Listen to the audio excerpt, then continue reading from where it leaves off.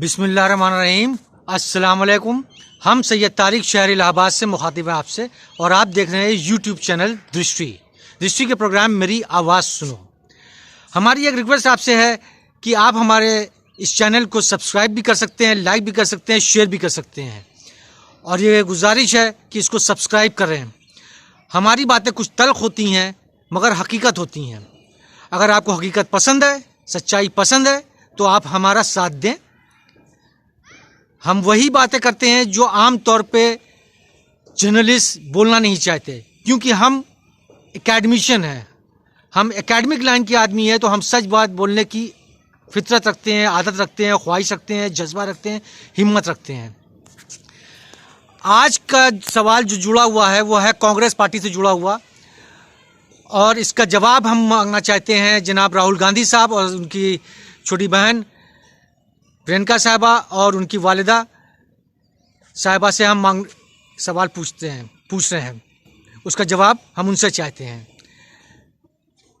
नेहरू साहब मुसलमानों से बहुत मोहब्बत करते थे, बेइंतहा मोहब्बत थी उनकी, और इसीलिए उन्होंने अपने बहुत से करीबी लोगों को अपना हिस्सा बना के रखा था, और मुसलमानों की बुलंदी के लिए, तरक्की के लिए हमेशा वो ख्वाहिशमंद रहते थे, तरीके ढूंढते थे मुसलमानों को कैसे कैसे तरक्की याफ्ता बनाया जाए, कैसे कैसे बुलंदी दी जाए, कैसे कैसे मुसलमानों का उरूज किया जाए, उसके लिए तमाम रास्ते वो करते थे। कुछ सबको बता करते थे, और ज़्यादातर वो खुफिया तौर पे प्लान करके वो इस काम को अंजाम दिया करते थे, ताकि मुसलमानों को सरप्राइज दिया जाए कि नेहरू साहब कितना मोहब्बत करते हैं मुसलमानों से। उसी मोहब्बत की कड़ी से पहला बात यह है कि आज़ादी के बाद नेहरू साहब ने मुसलमानों की तरक्की के लिए, बुलंदी के लिए जागीरदारी सिस्टम को ख़त्म कर दिया था, एबॉलिशन ऑफ जागीरदारी एक्ट ला करके। इसके तहत मुसलमानों की सारी जागीरदारी, सारी नवाबी सब ख़त्म हो गई, और सिर्फ 5 एकड़ ज़मीनों का मालिक रह गया मुसलमान। ये तमाम चीज़ें बहुत ही खुफिया तौर पर प्लान की गई और खुफिया तौर पर इम्प्लीमेंट की गई। इस इम्प्लीमेंटेशन से पहले ही उन्होंने अपने सारे कारिंदों को बता दिया था कि जो हिंदू जागीरदार हैं, जो हिंदू बड़े बड़े राजवाड़े हैं, वो कैसे अपनी ज़मीनों को बचा सकते हैं। उन सभी लोगों को बता दिया गया था कि आप अपनी ज़मीनों को बाग शो कर दिए और इसका पट्टा करा लिए, ये बच जाएगा। सब ने ज़्यादातर यही किया, और जितने भी घर में लोग हैं उनके नाम कर दिए 5-5 एकड़ करके, इसने आपकी ज़मीनें बच जाएंगी। इस तरीके से हिंदू जागीरदारों का तो तमाम ज़मीन जायदाद बच गई, मगर मुसलमानों को इससे अंधेरे में रखा गया, और मुसलमानों की सारी ज़मीन जायदाद एक ही दिन में, एक ही रात में सब बर्बाद और तबाह हो गई। मुसलमान जहाँ जागीरदार थे, नवाब थे, वहाँ मुसलमान मामूली से लोग हो गए। जो कारिंदे उनके यहाँ काम करते थे, उनके पास ज़मीनें ज़्यादा हो गई और मुसलमानों के पास ज़मीनें ख़त्म कर दी गई। तो ये नेक काम आपने मुसलमानों की इकॉनमी को डिस्ट्रॉय करने के लिए किया था। जाहिर सी बात है, आप मुसलमानों से बहुत मोहब्बत करते थे, बेइंतहा मोहब्बत करते थे।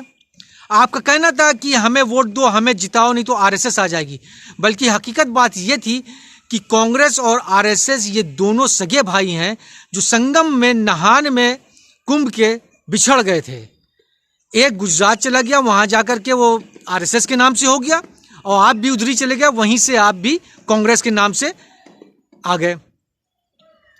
और दोनों का काम एक ही था, मुसलमानों की इकॉनमी को तबाह करना, मुसलमानों को डिस्ट्रॉय करना, मुसलमानों को गुलाम बना के रखना, और मुसलमानों को जितनी तरक्की न करने देना। तो सभी मुसलमानों से मेरी ये गुजारिश है कि अंधे भक्तों की तरह जो तुम जिंदगी भर गुलामी करते रहे हो, मुसलमान होने से पहले भी तुम इनके गुलाम थे, और इस्लाम कबूल करने के बाद तुम गुलाम हो गए। अब गुलामी तुम्हारी क्या है, थोड़ा शक्ल बदल के है, थोड़ा मुख्तलिफ है। वो गुलामी है Samajwadi party, Bahujan Samaj party, Congress party. चाचा नेहरू जिंदाबाद, चाचा नेहरू जिंदाबाद। कांग्रेस से अच्छी कोई पार्टी नहीं है, जबकि कांग्रेस हकीकतन में मुसलमानों के लिए वर्स्ट पॉलिटिकल पार्टी थी। उसने मुसलमानों की सारी जड़ों को एक एक करके काट दिया। अब आपको यूजलेस मटेरियल बना के डाल दिया। अब आपकी इज्जत जो है आरएसएस का दायां हाथ बीजेपी कर रही है।